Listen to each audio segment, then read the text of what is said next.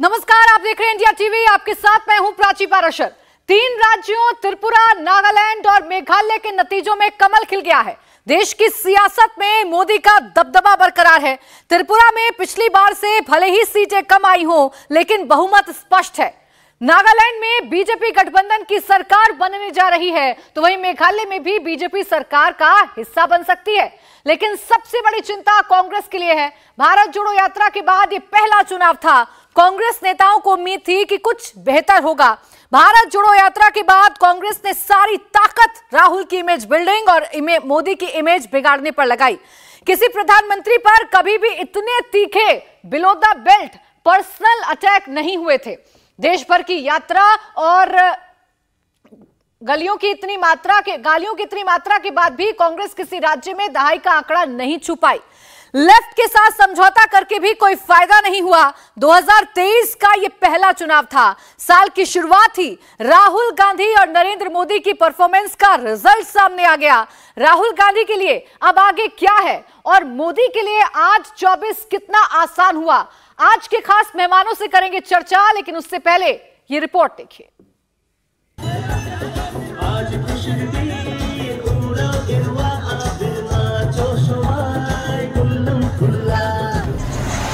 3 राज्य,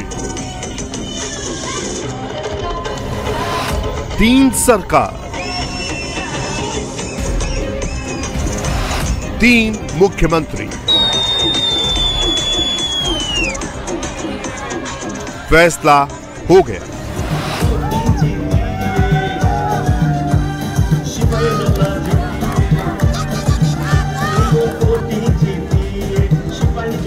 नरेंद्र मोदी ही नंबर 1 है। पूर्वोत्तर की पब्लिक ने मुहर लगा दी। त्रिपुरा में, नागालैंड में, मेघालय में कहीं ज्यादा कहीं थोड़ा कम मोदी का ही मैजिक चला। ये अभी तक जो रिजल्ट निकला है उससे तो पता ही लग रहा है हम लोग सरकार बना रहे हैं। और सबसे पहले मैं प्रधानमंत्री नरेंद्र मोदी जी, उनको मैं बधाई देना चाहता हूं, उनको धन्यवाद देना चाहता हूं। और मैं अमित शाह जी को धन्यवाद देना चाहता हूं और सभी कार्यकर्ता जिन लोगों का परिश्रम के कारण आज ये जीत हासिल हुई है, इन लोगों को मैं पृष्ठा प्रमुख से शुरू करके सभी कार्यकर्ता जितना जो जिस स्तर पर है सबको मैं धन्यवाद देना चाहता हूं। कांग्रेस ने चुनाव से पहले ही हथियार डाल दिए। ईवीएम खुला तो राहुल गांधी के मंसूबे मिट्टी में मिल गए। 23 में 24 का आगाज मोदी के लिए सुपरहिट रहा, राहुल के लिए सुपर फ्लॉप हो गया। मोदी नंबर 1 है, लेकिन राहुल गांधी नंबर 2 नहीं है। त्रिपुरा में बीजेपी की स्पष्ट बहुमत वाली सरकार बन रही है। नागालैंड में बीजेपी की गठबंधन वाली गवर्नमेंट आ रही है। मेघालय में भी स्टेज सज चुका है, आएंगे तो मोदी ही। पूर्वोत्तर के 3 राज्यों के चुनाव नतीजों की बिग पिक्चर ये है। यहां से मोदी का विजय रथ 24 की ओर बढ़ेगा। 3 राज्यों को जीतकर मोदी महाविजय के लिए प्रस्थान करेंगे। पूर्वोत्तर में बीजेपी के वोट शेयर घटे, लेकिन वो वोट कांग्रेस के पास नहीं गए। त्रिपुरा में बीजेपी के वोट 43% से घटकर 39% रह गए। बीजेपी को 4% वोट का घाटा हुआ। लेकिन ये वोट कांग्रेस के पास नहीं गया। ये वोट मोदी के विरोधी लेफ्ट के पास भी नहीं गया। विकल्प वाला वोट बाय डिफॉल्ट वहां गया, जो बीजेपी से लड़ता हुआ दिखा। त्रिपुरा में ये पार्टी प्रद्योत देबबर्मन की टिपरामोधा पार्टी है। सोचिए, पहली बार विधानसभा का चुनाव लड़ रही टिपरामोधा पार्टी ने 12 सीट जीत ली और देश की सबसे पुरानी कांग्रेस पार्टी 3 सीटों पर सिमट गई। त्रिपुरा की 20 आदिवासी बहुल सीटों पर बीजेपी गठबंधन को 30% वोट शेयर मिले। लेफ्ट और कांग्रेस को 24% का वोट शेयर मिला। टिपरामोथा पार्टी का वोट शेयर 44% रहा। टिपरामोथा पार्टी के लीडर प्रद्योत देबबर्मन पहले कांग्रेस में ही थे। प्रद्योत खानदानी कांग्रेसी हैं, लेकिन कांग्रेस ने उनको जाने दिया। प्रद्योत के साथ कांग्रेस का वोट शेयर भी चला गया। त्रिपुरा में लेफ्ट की तो नैया डूब गई। 2018 में लेफ्ट को 42% वोट शेयर मिला था। 2023 में वो घटकर 25% से भी कम रह गया। नागालैंड में कांग्रेस जीरो पर आ गई। याद कीजिए, पूर्वोत्तर के बारे में कांग्रेस कभी कहती थी कि वहां बीजेपी को एंट्री नहीं मिल सकती। उसी पूर्वोत्तर के एक राज्य में कांग्रेस को एंट्री नहीं मिल रही है और बीजेपी हर जगह है। मोदी तेरी कब्र खुदेगी, ये निराशा के गर्त में डूबे लोग ये कह रहे हैं, माला जपते जपते कह रहे हैं मोदी तेरी कब्र खुदेगी। लेकिन देश कह रहा है, हिंदुस्तान के आवाज कह रही है, हिंदुस्तान का हर कोना कह रहा है, मोदी तेरा कमल खिलेगा।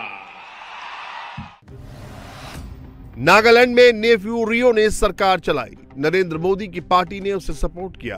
दोनों साथ साथ चुनाव में गए और फिर से सरकार में वापसी कर रहे हैं। नागालैंड में 2018 के चुनाव में बीजेपी का वोट शेयर 15% था। मोदी की पार्टी ने 2023 में उसे 19% तक पहुंचा दिया। सोचिए, नागालैंड की विधानसभा में इस बार शरद पवार की पार्टी का नुमाइंदा होगा, पासवान की एलजेपी का भी विधायक होगा, नीतीश कुमार जेडीयू का भी विधायक होगा, लेकिन वहां राहुल गांधी की पार्टी का कोई विधायक नहीं होगा।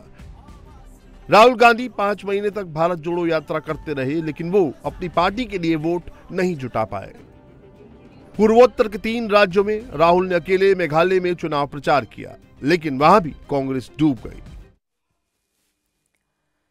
तो देखिए, 3 राज्यों के आज ये नतीजे किस तरफ इशारा कर रहे हैं, इन तमाम सवालों के जवाब आज हम तलाशने की कोशिश करेंगे कि आखिर ये जो 3 राज्यों के नतीजे हैं, क्या ये 2024 के लिए सेमीफाइनल साबित होंगे।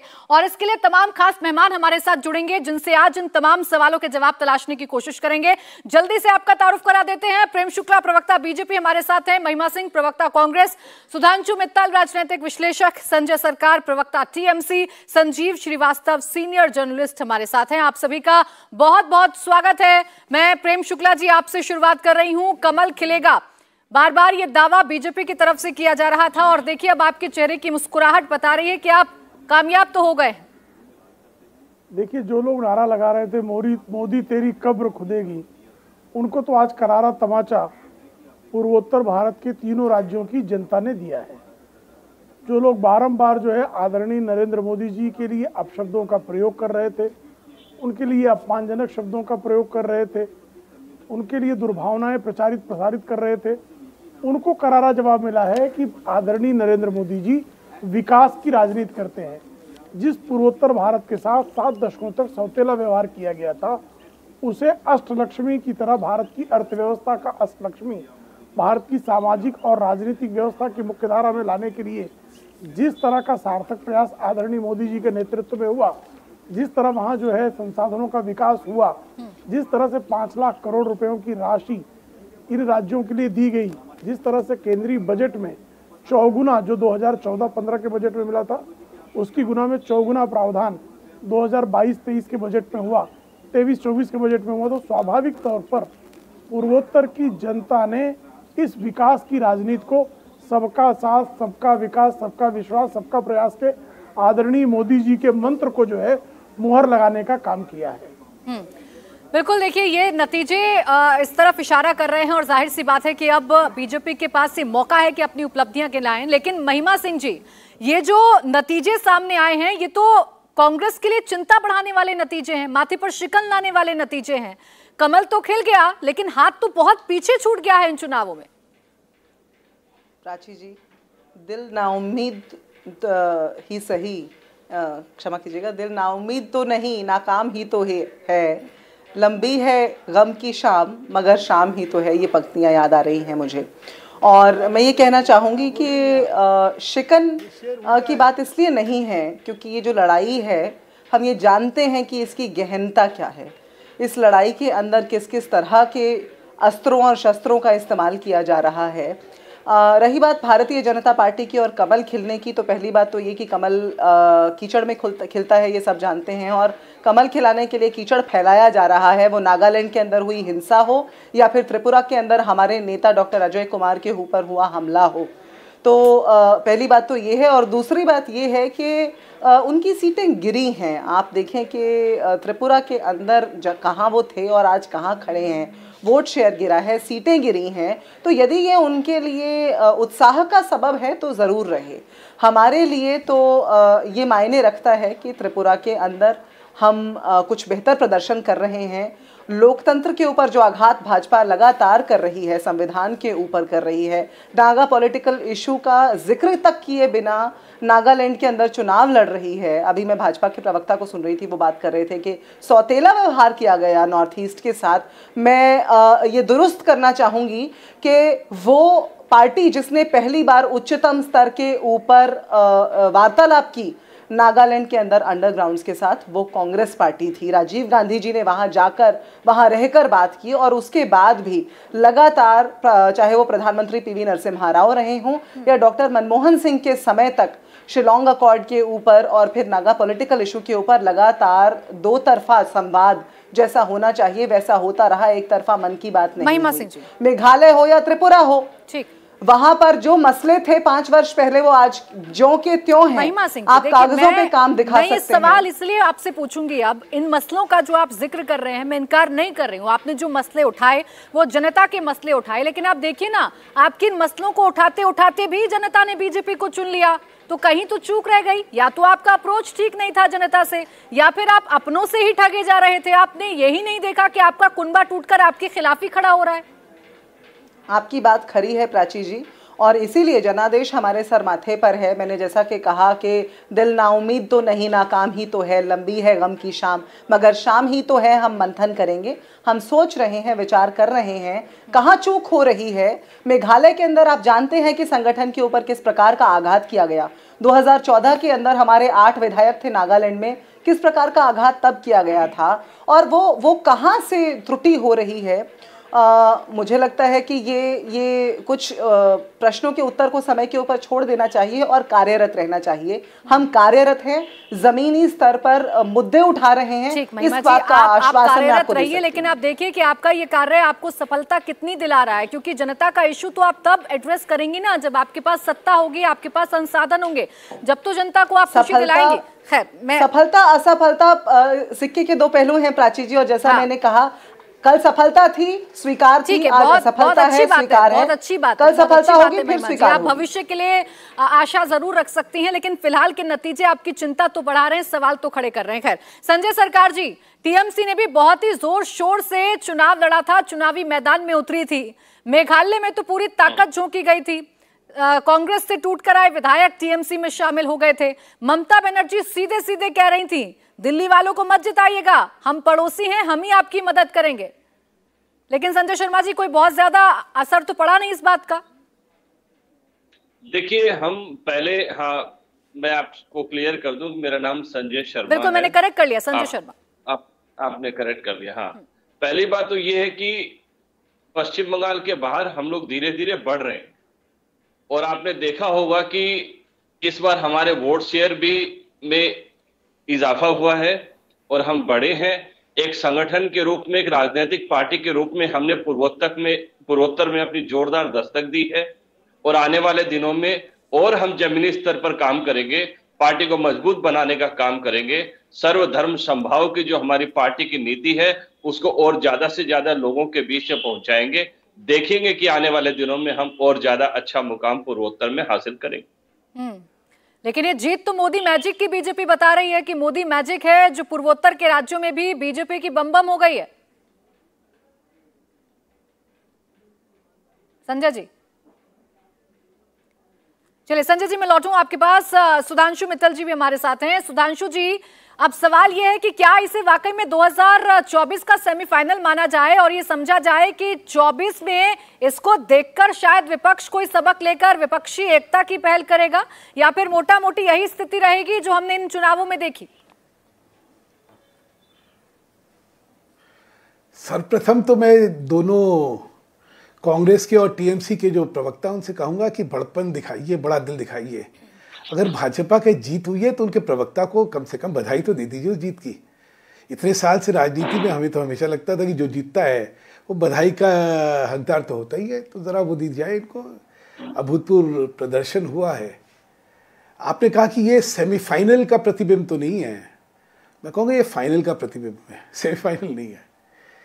क्या है, दो सरकारें जहाँ पे कि भाजपा भागीदारी रखती थी और बड़ी प्रबल, मतलब एक तो चला रही थी, एक में बड़ी प्रबल भागीदारी थी, दोनों सरकारें वापस जीत के आए, मुझे लगता है बहुत बड़ी उपलब्धि है नॉर्थ ईस्ट के हिसाब से। एक वो प्रदेश जिसमें, एक वो क्षेत्र हिंदुस्तान का जहाँ पे कि आज तक ये महसूस नहीं होता था लोगों को कि भारत वाले हमें अपना अंग मानते हैं। अगर आप नॉर्थ ईस्ट में घूमे हो और नॉर्थ ईस्ट में लोगों से बात करी हो तो आपको एक शिकायत मिलती थी कि India does not consider us to be a part of them. और यहाँ की भी एक मानसिकता में भारत की जो सीमाएं थी वो कलकत्ता तक ही खत्म हो जाती थी, उसके आगे तो कुछ था ही नहीं। वहां से आज जो नॉर्थ ईस्ट पर ध्यान केंद्रित हुआ है, उसके लिए मैं नरेंद्र मोदी जी का नमन करना चाहूंगा। भारत की अखंडता के लिए ये बहुत जरूरी था कि भारत के मानस में नॉर्थ ईस्ट का जो स्थान होना चाहिए वो एक ताज में एक कोहिनूर की तरह होना चाहिए, वो है। भारत के जितने मंत्री हैं वो हर 2 महीने में जरूर जाते हैं वहां पे जी। हर तरह का प्रयत्न हुआ है ताकि पूरा उत्तर पूर्व क्षेत्र जो है वो सीमित हो जाए, ठीक, वो सम्मिलित हो जाए। और ये सब जो देख रहे हैं उसी का नतीजा है। एक भावनात्मक तौर पे जो देश के साथ जुड़ाव वहां पे हुआ है, क्योंकि केंद्र की सरकार ने जितना केंद्रित करा है अपना ख्याल नॉर्थ ईस्ट को लेके, ठीक, संजीव जी आप कह रहे हैं कि जो कनेक्ट टूटा हुआ था, जो सबसे बड़ी महत्वपूर्ण बात है, हाँ सुधांशु जी, जो आप कह रहे हैं कि कनेक्ट टूटा हुआ था नॉर्थ ईस्ट से, उस कनेक्ट को डेवलप किया बीजेपी ने और उसी का फायदा मिल रहा है। संजीव श्रीवास्तव जी, ये जो नतीजे आए हैं नॉर्थ ईस्ट के और जिस तरीके से बीजेपी के चेहरे पर खुशी है, बीजेपी के तमाम प्रवक्ता इसे अपनी नीतियों की जीत बता रहे हैं, इसे अपने केंद्रीय नेतृत्व की जीत बता रहे हैं, इन नतीजों को अगर हम समझें तो आप कैसे समझेंगे? किसने ज्यादा मेहनत की, किसने नहीं की, किसने क्या बयान दिया? क्या इन तमाम बातों का प्रभाव इन चुनावों पर पड़ा? प्राची जी, एक तो मैं सुधांशु मित्तल जी को बधाई दे देता हूं और बीजेपी की जीत के लिए जो एक्सपेक्ट कर रहे हैं कांग्रेस और टीएमसी से। लेकिन देखिए, बड़ी बात यह है कि ये जीत जो है ये बीजेपी का एक बार फिर ये अंडरलाइन करती है, अंडरस्कोर करती है। और आपको मालूम है मेरा बीजेपी के प्रति मेरी कोई ऐसी वैचारिक प्रतिबद्धता दूर दूर तक नहीं है, बट वो बहुत एक तरीके से लग के अनुशासित ढंग से और एक पूरे मन तन मन धन से एक चुनावी सिस्टम के अंतर्गत काम करते हैं। बीजेपी उसका एक जबरदस्त उदाहरण है। और दूसरी तरफ, और कांग्रेस बहुत अच्छी पार्टी है, राहुल गांधी का बहुत अच्छा एक सैद्धांतिक सोच है, लेकिन वो बिल्कुल बिखरा हुआ सा दल हो गया है। उसमें उस तरह का एक इलेक्शन लड़ने का जो जज्बा और उसकी जो तैयारी और उसके लिए जो संगठनात्मक ढांचा, बूथ मैनेजमेंट कह लीजिए, या एक वो जो जज्बा होता है, एक हंगर टू विन होता है कि किसी भी तरह से हमें जीतना है, वो बीजेपी क्या बहुत, जैसे किसी जमाने में कहते थे ना 1 से 10 नंबर तक अमिताभ बच्चन है फिल्म इंडस्ट्री में, वो करीब करीब बीजेपी ने अपनी वैसी स्थिति बना ली है, जो अच्छी स्थिति नहीं है लोकतंत्र के हिसाब से। लेकिन जैसे बीजेपी वाले हमेशा कहते हैं कि हमारी सत्ता थोड़ी कि विपक्ष को मजबूत करे, तो विपक्ष छितराया हुआ है। और विपक्ष का जब तक एक कंसोलिडेटेड और कॉम्प्रिहेंसिव स्ट्रैटेजी नहीं होगी कि उन्हें चुनाव कैसे जीतते हैं। अब देखिए, त्रिपुरा का केस ही लीजिए, कांग्रेस सीपीएम साथ आए, लेकिन और एक तो क्या है ना, hindsight is the most powerful side. जब आप पीछे मुड़ के देखते हैं तो हर चीज की, और खासकर मेरे जैसे राजनीतिक विश्लेषक या एनालिस्ट तो हर चीज का विश्लेषण कर देंगे, क्योंकि हमें बेनिफिट होता है हाइंडसाइट का। तो अब ये समझ में आ रहा है कि शायद कांग्रेस और लेफ्ट का साथ आना ही एक नुकसान का सौदा बन गया। अब पता नहीं बना कि नहीं बना, क्या पता अलग अलग लड़ते तो इतनी भी नहीं आती बीजेपी की और बढ़ जाती। कुल मिला के कांग्रेस में वो एक जीतने की प्रतिबद्धता नहीं है, और उसका कारण बड़ा स्पष्ट है कि मुझे नहीं लगता कि कुछ एक नेताओं को छोड़ के और राहुल गांधी को छोड़ के कांग्रेस में कोई ऐसा ग्लू है आइडियोलॉजिकल वैचारिक जो सबको बांध के रखता है। कांग्रेस पार्टी में राहुल गांधी सैद्धांतिक रूप से प्रतिबद्ध हैं, लेकिन बाकी तो सत्ता का खेल है, सत्ता से जुड़े हुए लोग हैं। ज्यादातर नेता पार्टी के, उनके लिए सबसे बड़ा ग्लू सत्ता रही है। सत्ता नहीं होती तो वो बिखर जाते हैं। संजीव जी, बहुत महत्वपूर्ण पॉइंट आप कह रहे हैं कि कांग्रेस में जज्बा नजर नहीं आता है, चुनाव लड़ने के लिए एक जो जुनून होता है वो नजर नहीं आता है। ये इतनी निराशा क्यों है, इसका जवाब मैं महिमा जी से लूंगी, लेकिन एक छोटा सा ब्रेक मुझे लेना पड़ रहा है। ब्रेक से फौरन वापस लौटेंगे, चर्चा इसी से आगे बढ़ाएंगे कि आखिर ये 3 राज्यों के नतीजे किस तरफ इशारा कर रहे हैं। ब्रेक के बाद स्वागत है आपका। आप देख रहे हैं मुकाबला आपकी बार किसकी सरकार। इन 3 राज्यों की स्थिति बिल्कुल क्लियर हो चुकी है और इन 3 राज्यों के नतीजों को लेकर हम चर्चा कर रहे हैं। मैं प्रेम शुक्ला जी आपके पास आऊं, उससे पहले महिमा जी एक बड़ा ही महत्वपूर्ण पॉइंट उठाया था अभी संजीव जी ने, उसका जवाब मैं चाहूंगी आप जरूर दीजिएगा, क्योंकि कांग्रेस को लेकर ये प्रश्न उठने लगे हैं कि कोई भी चुनाव हो, वो जीत का जज्बा, वो जीत का जोश और जुनून आप में नजर क्यों नहीं आता है, चुनाव लड़ने का जुनून क्यों नहीं नजर आता है। आपकी बात का उत्तर दूंगी प्राची जी, लेकिन उससे पहले जिस बात के लिए हाथ उठा रही थी, बधाई की बात यहाँ पर की गई। सुधांशु जी ने कहा कि बधाई क्यों नहीं देते, मुझे खुशी होती और आश्वासन मिलता इस बात का कि लोकतंत्र जिंदा है यदि जब हमारे नेता डॉक्टर अजय कुमार के ऊपर वहां हिंसात्मक हमला किया गया था, भाजपा के कार्यकर्ताओं द्वारा गुंडाई की गई थी, तब उन्होंने कहा होता कि भाजपा इस बात की आलोचना क्यों नहीं करती और हमें आश्वस्त क्यों नहीं करती कि चुनाव जो है वो स्पष्ट और एकदम फेयर तरीके से लड़ा जाएगा। अब रही बात आपके सवाल की, तो मैं आपको याद दिला दूं कि आज ही महाराष्ट्र के कस्बा पेट के अंदर हमने 28 साल से बैठी हुई भाजपा को कांग्रेस पार्टी ने वहां से खदेड़ दिया है और वहां हमारे उम्मीदवार विजयी हुए हैं। तो जीत और हार का किस्सा तो राजनीति में ऐसा है प्राची जी कि किसी समय भाजपा 2 सीटों पर थी और आज कांग्रेस यदि अपने घुटनों पर ना आ जाने की वजह से यदि लड़ाई थोड़े लंबे दौर तक लड़ रही है, क्योंकि हमको सर झुकाना, सर कटा सकते हैं लेकिन सर झुका सकते नहीं इनकी तानाशाही वाली तरीकों के सामने, इनकी हिंसा के सामने, इनकी गुंडाई के सामने। सर झुकाने, सर कटाने को लेकर पूछ ही नहीं रही थी, मैं तो पूछ ही नहीं रही कि बीजेपी ने क्या किया, बीजेपी आपने जो पूछा उसका उत्तर दे दिया हमने। सवाल आपकी पार्टी को लेकर किया। मैडम मैं देख रही थी किसने कहा चुनाव किया। त्रिपुरा में गांधी परिवार से, जो कि इतने प्रसिद्ध चेहरे हैं जिन पर जनता विश्वास करती है, आप ही लोग कहते हैं, एक भी नहीं पहुंचा चुनाव प्रचार के लिए। मेघालय में जरूर चुनाव प्रचार हुआ, लेकिन नागालैंड में मल्लिकार्जुन खड़गे सिर्फ प्रचार करते हुए नजर आए। दूसरी तरफ बीजेपी के तमाम दिग्गज नेता पहुंचे थे जनता से अपना कनेक्ट स्थापित करने के लिए। मैं उत्तर दे देती हूं आपकी बात का। एक तरफ आप ही लोग कहते हैं कि कांग्रेस पार्टी क्या गांधी परिवार तक ही सिमट कर रह गई है, लेकिन फिर जब किसी चुनाव के अंदर कार्यकर्ता पुरजोर तरीके से जमीनी स्तर पर लगे होते हैं, मैं नागालैंड के अंदर खुद थी 1 महीने से, हमारी बहुत सारी टीम नागालैंड के अंदर, मेघालय के अंदर, त्रिपुरा के अंदर जमीनी स्तर पर थी। नागालैंड में खड़गे जी आए जो कि कांग्रेस के प्रेसिडेंट हैं, मेघालय के अंदर राहुल गांधी गए, त्रिपुरा के अंदर हमारे नेता, हमारे जो वहां के इंचार्ज हैं वो मौजूद थे। उनके साथ किस तरह का व्यवहार किया गया, हिंसा की गई, जानलेवा हमला किया गया, उसके बारे में बात क्यों नहीं करते। और आज जो बाई इलेक्शन के अंदर इस सारी बात कर लेती हूं, प्रश्न उठा रही है तो मैं बात कर लेती हूँ। प्रेम शुक्ला जी इस बात का जवाब दे दीजिए। ये कांग्रेस के तमाम जो प्रवक्ता एक एक करके हमारे साथ आज सुबह से जुड़ रहे हैं, उनकी शिकायत है, वो ये कह रहे हैं कि आपके पास पूरा का पूरा सिस्टम है, पूरे संसाधन है, आप उसका इस्तेमाल करके गलत तरीके से चुनाव जीतते हैं। ये संसाधन विहीनता में, कंगाली में कांग्रेस क्यों है?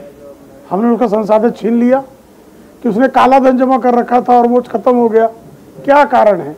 और बताइए निर्वाचन आयोग के पास कौन सी शिकायत है अनफेयर इलेक्शन की?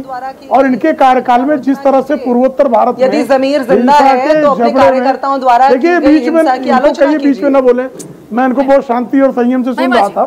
थोड़ा संयम रखें, बहुत संयम रखें, धैर्य रखें। हालांकि धैर्य रखना कठिन है, कांग्रेसियों के पास जो है धैर्य कहाँ है।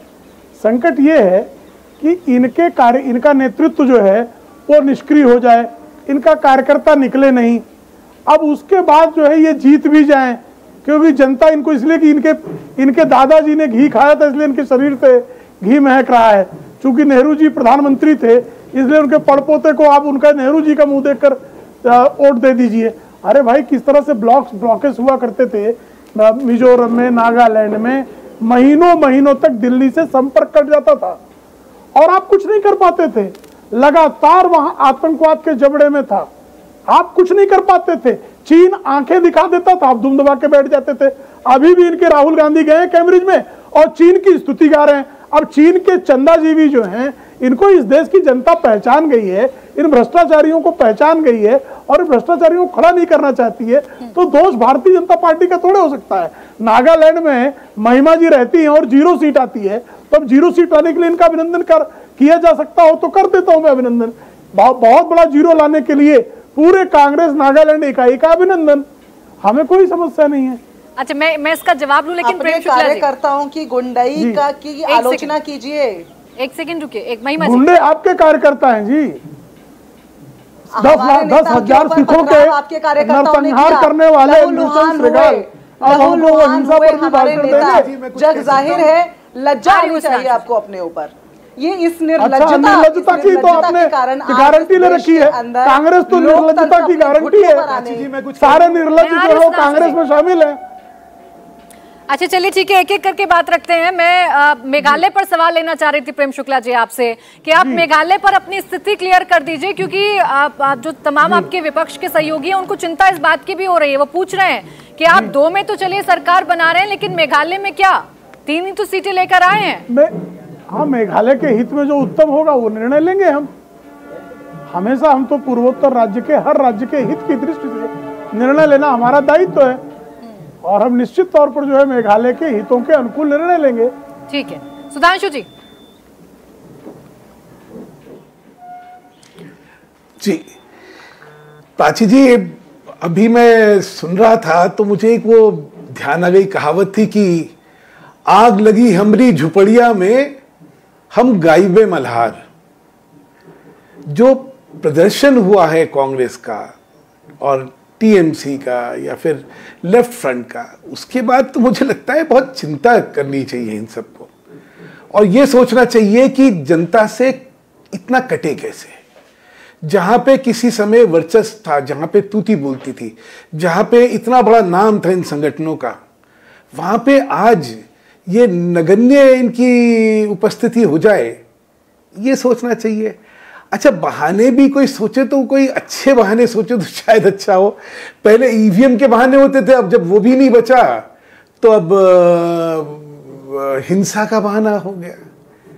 अरे भाई, अगर बेईमानी हुई, पहले क्यों दिन में मैं देख रहा था, कह रहे थे साहब वहां पे नागालैंड में बेईमानी हो गई, यहाँ पे मार पिटाई हो गई। जैसा कि प्रेम जी ने कहा, भाई आपने समय पे उसकी जानकारी इसी में दी क्या? आपने कहा क्या? एक आपके डॉक्टर अजय कुमार कहें कि मेरे पे हमला हो गया इसलिए चुनाव जो है हार गए हम लोग, जहाँ पे हमारी 3 सीटें आई। ये कोई बहुत गंभीर तर्क नहीं है। सबसे बड़ी बात यह है कि जनता के सामने हमेशा 2 पक्ष होते हैं जिसमें उन्हें चुनना होता है, विकल्पों को चुनना होता है। मैंने जैसा कहा, मेरे लिए तो जो सबसे बड़ी बात यह कि त्रिपुरा और नागालैंड जैसे राज्यों में दोबारा चुन के आना, ये एक बहुत बड़ी उपलब्धि क्यों है? क्योंकि ट्राइबल का issue, local issue, separate state का इशू, ऐसे इमोटिव इश्यूज इस चुनाव में त्रिपुरा में उठे, जिनसे कि एक जो सरकार है उसको दोबारा विश्वास प्राप्त करना एक बहुत कठिन कार्य था, लेकिन हुआ क्योंकि एक विश्वसनीयता कहीं बनी है। मैं इस बात का जवाब ले लेती हूँ, प्रेम शुक्ला जी ने भी यही कहा और आप भी यही कह रहे हैं। महिमा जी, अपनी हार का ठीकरा कब तक दूसरों पर फोड़ते रहेंगे?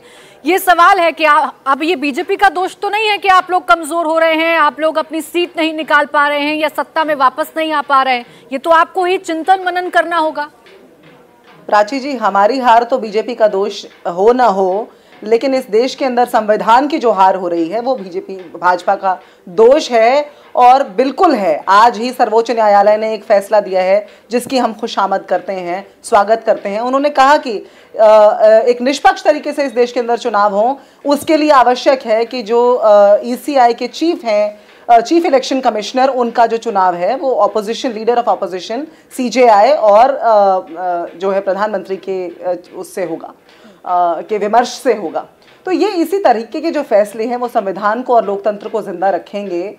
और आज जो परिस्थिति है, जो हिंसात्मक तरीके से, जो छींटाकशी से प्रधानमंत्री नागालैंड जाते हैं, अमित शाह नागालैंड जाते हैं, नागा पॉलिटिकल इशू की कोई बात नहीं करते हैं। आपके पैनल पे बैठे हुए तमाम लोगों से एक ही सवाल पूछती हूं मैं, कोई भी यदि इस बात का जवाब दे दो तो 2015 का जो अकॉर्ड है जिसकी ये शेखियां बघारते हैं, उसकी प्रति किसी ने भी देखी है क्या? पहली बात। और दूसरी बात ये कि भाजपा के मैनिफेस्टो के अंदर नागा पॉलिटिकल इशू का कोई जिक्र क्यों नहीं मिलता? बावजूद इस बात के ये अपनी हार का ठीकरा फोड़ने की बात बिल्कुल भी नहीं है, लेकिन ये वाजिब सवाल उठाने की बात है जो चुनाव से पहले भी थे और चुनाव के बाद भी मौजूद रहेंगे। लेकिन जनता ये पूछने की बात है।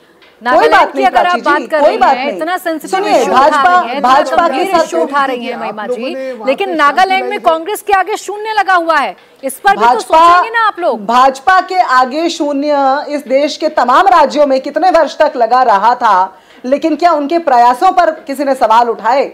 उनके प्रयास अपनी जगह थे और उसी कारण से आज वो जहां पर हैं वहां पर हैं। बीजेपी ये अलग बात है, तो बैठी नहीं है, ये अलग बात है। सवाल कांग्रेस से करो, आप बीजेपी के गुण और अवगुण गिनाने लग जाती है। मैं तो कांग्रेस को लेकर सवाल पूछ रही थी। भाई भारत जोड़ो यात्रा मैं विपक्ष में बैठी हूँ महिमा जी, मैं विपक्ष में बैठी हूँ। आप विपक्ष में बैठी हैं तो अपनी पार्टी की भी तो बात करेंगी ना। भारत जोड़ो यात्रा हुई, आप लोगों ने कहा कि एक बड़ा जनाधार राहुल गांधी जी के साथ जुड़ गया है।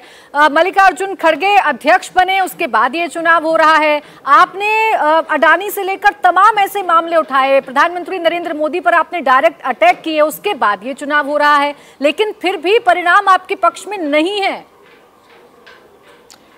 ये राजनीति की नियति है प्राची जी, हार होगी और जीत भी होगी। कल जीत थी, आज हार है, कल फिर जीत होगी, लेकिन उसका ये बिल्कुल भी मतलब नहीं होना चाहिए कि हम मुद्दे उठाने छोड़ दें। ये आप तो वरिष्ठ पत्रकार हैं, आप जानती हैं कि विपक्ष का कार्य है सवाल उठाना। हमारी जो जिम्मेदारी है, देखिए हम चुनाव लड़ेंगे, हार जाएंगे, बैठे रहेंगे विपक्ष के अंदर, ये नुकसान तो हमारा ही है। आपकी चिंता जो है उसका स्वागत है, सराहना है कि इतनी चिंता है कांग्रेस की सभी लोगों को, उनको भी चिंता है जो कांग्रेस मुक्त भारत चाहते हैं। लेकिन सवाल ये है कि जो अकाउंटेबिलिटी है इस सरकार की, उसे कौन तय करेगा? ये कब तक होता रहेगा कि वो जवाबदेही के बगैर और सिर्फ छींटाकशी और हिंसा के बलबूते पर चुनाव लड़ते जाएंगे? हमारी लड़ाई लंबी जरूर है, लेकिन हम थके नहीं हैं और हम अथक तरीके से लड़ते हैं। बीजेपी पर थीसिस तो आप लिख रही हैं, लेकिन कांग्रेस के अंदर क्या त्रुटियां हैं हम तो लोकतंत्र पर थीसिस लिख रहे हैं प्राची जी। एक छोटा सा जवाब प्रेम शुक्ला जी दे दीजिए। हमारी थीसिस लोकतंत्र के ऊपर है, बीजेपी के ऊपर नहीं। अरे उसी लोकतंत्र में चुनाव हुए हैं, यही तो डेमोक्रेसी है, जनता ने जनाधार दिया है। आप जब बार-बार सवाल खड़े करती है महिमा जी, तो आप जनता पर सवाल खड़े करती है। आपको जो है रिजेक्ट करा है जी।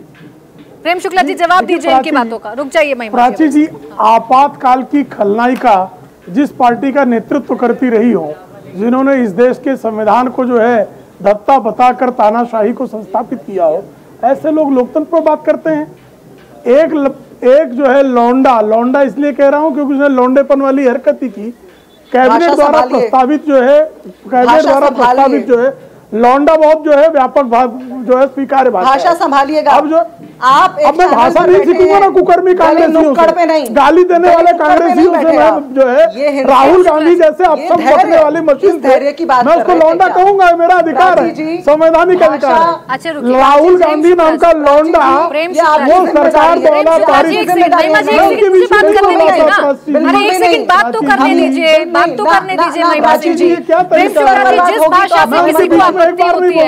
बार-बार उस भाषा का इस्तेमाल करना जरूरी है? रुक जाइए महिमा जी, बात तो करने दीजिए। लौंडा कौन सा गलत शब्द है मुझे बताइए ना। लौंडा किस भाषा में आप किस भाषा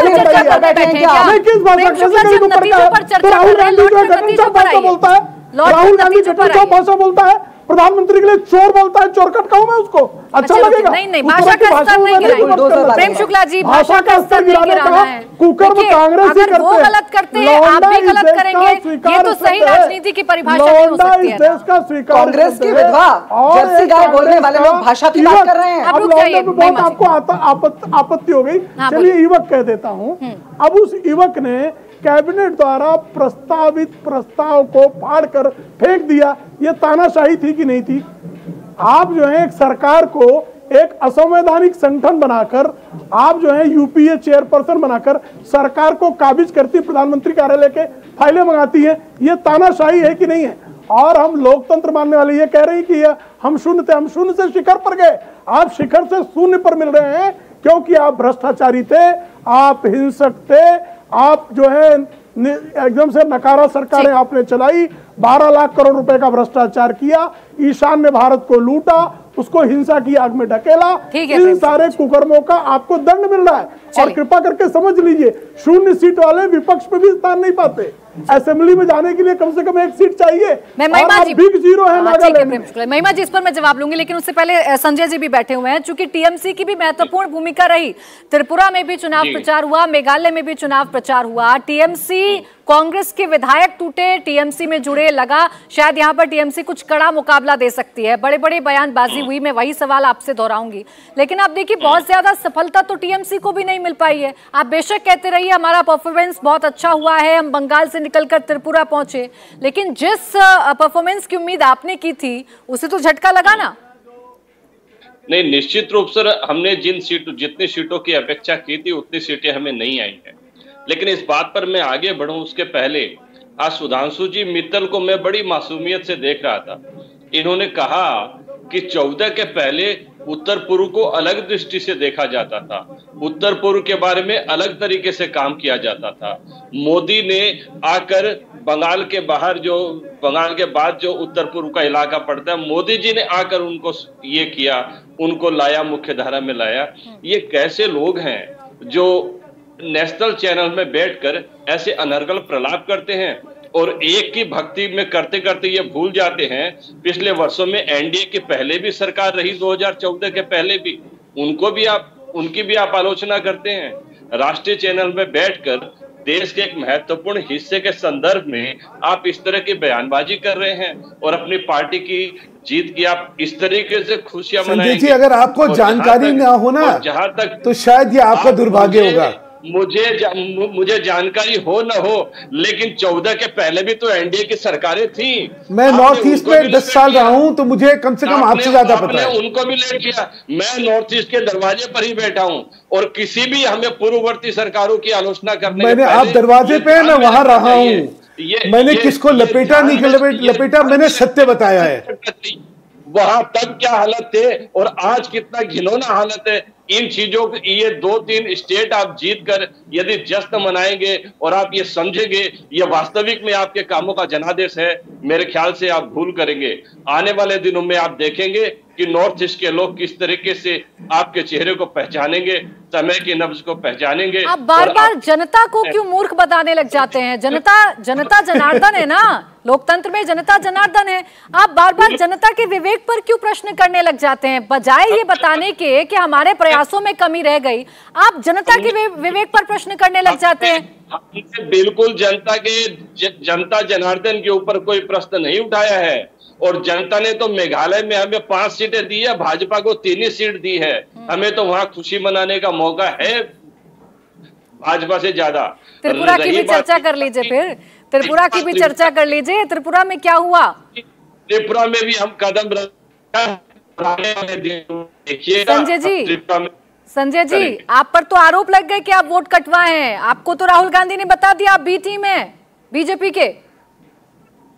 ये बड़ी आश्चर्य की बात होगी। आप अभी मैं जो कहने जा रहा हूं, बंगाल में भी एक विधानसभा उपचुनाव की सीट थी और वहां पश्चिम बंग प्रदेश कांग्रेस के जो अध्यक्ष हैं उन्होंने चैनल पर, राष्ट्रीय नेशनल चैनलों में अपने इंटरव्यू में कहा है कि हमने यहाँ बीजेपी, सीपीएम और कांग्रेस ने मिलकर तृणमूल को हराया है।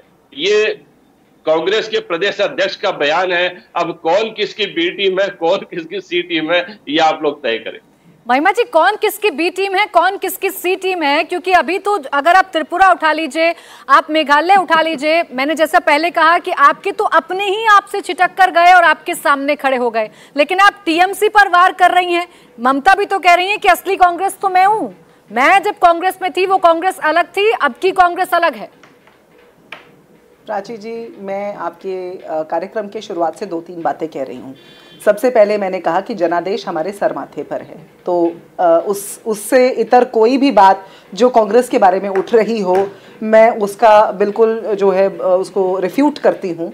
दूसरी बात मैंने ये कही कि इस देश के अंदर जो पॉलिटिकल डिस्कोर्स है, आज जो इस देश का राजनीतिक कथानक है, उसको एक तरह से ज़मीन में लगा दिया गया है भाजपा के जो असंवैधानिक तरीके हैं, जो गलत तरीके हैं उनके द्वारा। और भाजपा के प्रवक्ता के अहंकार को देखते हुए मैं ये कह देना चाहती हूँ कि बुलंदी देर तक किस शख्स के हिस्से में रहती है, बहुत ऊंची इमारत हर घड़ी खतरे में रहती है। मैंने आपको अभी महाराष्ट्र की भी एक सीट का याद दिलाया था कि कस्बा पेट के अंदर आज बाई इलेक्शन हुआ है, जहां कांग्रेस ने 28 साल से बैठे हुए जो वहां भाजपा के उम्मीदवार थे उनको बाहर निकाल फेंका है और कांग्रेस वहां जीती है। वो भी तब जब लोकतंत्र की हत्या भाजपा द्वारा महाराष्ट्र के अंदर निर्मम तरीके से की गई। सर्वोच्च न्यायालय ने भी एकनाथ शिंदे के ऊपर जो बात कल परसों में कही है, वो भी मुझे लगता है कि कोई अच्छी बात नहीं है। अच्छा, वहाँ चुनाव आयोग राजनीतिक, वहाँ पूरा सिस्टम ठीक है, अब वहाँ आप लोग जीते हैं तो। प्राची जी देखिए, बात ऐसा, हमने कहा आपके शो के अंदर कहीं हमने चुनाव आयोग के ऊपर कोई बात की? आप चलाइए जरा, क्या बात की है हमने तो ये कहा कि सर्वोच्च न्यायालय का आज जो फैसला आया है वो स्वागत योग्य है। हमने नहीं कहा कि चुनाव आयोग ने क्या किया। हमने ये जरूर कहा कि भाजपा ने इस देश के अंदर पॉलिटिकल डिस्कोर्स को एक नए निम्न स्तर पर पहुंचा दिया है। उसमें टीएमसी भी शामिल है। महिमा जी, आपने नहीं कहा, आपसे पहले कई कांग्रेस एक बात को इंटरप्रेट करने के भी अलग अलग तरीके होते हैं। हमारे साथ कई कांग्रेस की प्रवक्ता जुड़ी, उन्होंने सीधे सीधे चुनाव आयोग की निष्पक्षता पर सवाल खड़े किए। खैर मैडम, आपकी अपनी पार्टी की लाइन है, इसमें मैं कुछ नहीं कह सकती हूँ। मेरा सवाल तो बी टीम और सी टीम को लेकर था, आप फिर बीजेपी पर चली गई। मैं पूछ लूंगी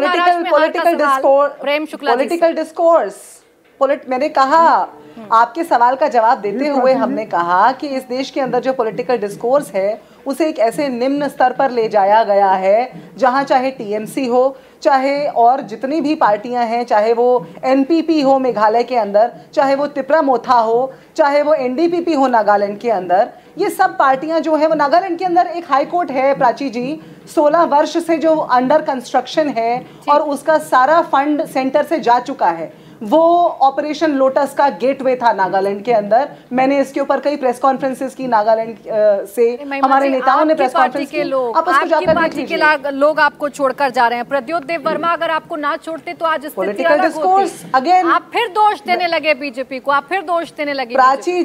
प्राची जी देखिए, एक बहती गंगा होती है, एक धारा होती है। इस देश की जो राजनीतिक धारा है उसे दूषित कर दिया है भाजपा ने। 10 सेकंड में समाप्त, अभूतपूर्व तरीके से दूषित कर दिया है। 10 सेकंड में समय खत्म हो गया है। सुधांशु जी। प्राची जी, प्रजातंत्र में जनादेश जो होता है वो आपके मुद्दे पे एक जनादेश होता है। जो मुद्दे ये बतला रही हैं उसको इस देश की जनता ने रिजेक्ट करे हैं, क्योंकि इनके कथन की विश्वसनीयता और सत्यता दोनों पे प्रश्न चिन्ह रहता है। इनको ये सोचना चाहिए कि आप तो बड़ी बड़ी बातें कर रही हैं, वो जनता उन बातों को स्वीकार क्यों नहीं रही है, और हम जो कह रहे हैं हमें क्यों स्वीकार कर रही है? इसलिए कर रही है हमारे कार्य में, हमारी बात में विश्वसनीयता है।